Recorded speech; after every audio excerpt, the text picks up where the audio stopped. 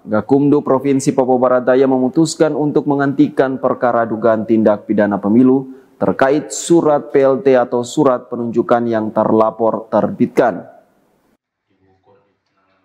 Menurut pembina Gakumdu Papua Barat Daya, Kombes Pol Novia Jaya, proses penyidikan pidana pemilu tersebut terpaksa harus dihentikan disebabkan syarat formilnya tidak terpenuhi karena waktu proses penyidikannya hanya 14 hari kerja.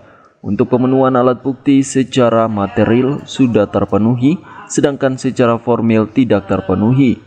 Sehingga Gakumdu bersepakat untuk kasus ini dihentikan.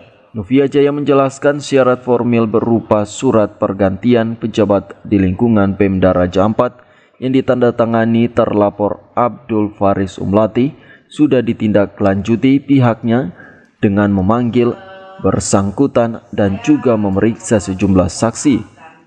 Telah hukum, lalu mereka memutuskan.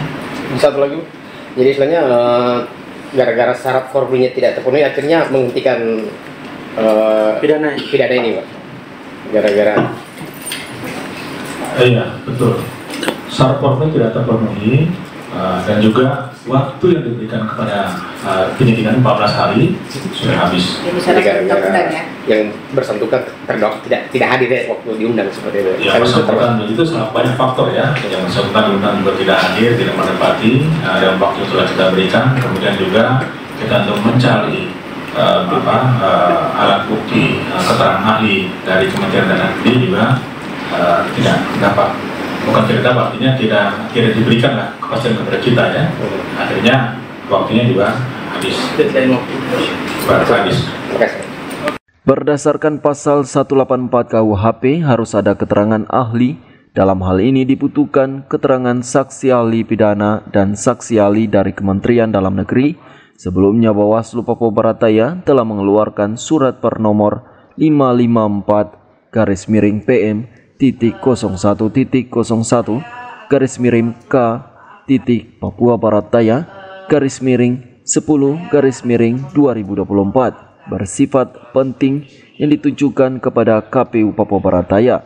Surat tersebut terkait perihal rekomendasi pelanggaran administrasi Bupati Kabupaten Raja Ampat Abdul Faris Umlati sebelum ditetapkan sebagai calon Gubernur Papua Barat Daya melakukan pergantian 2 orang pejabat di pemerintahan Kabupaten Raja Ampat.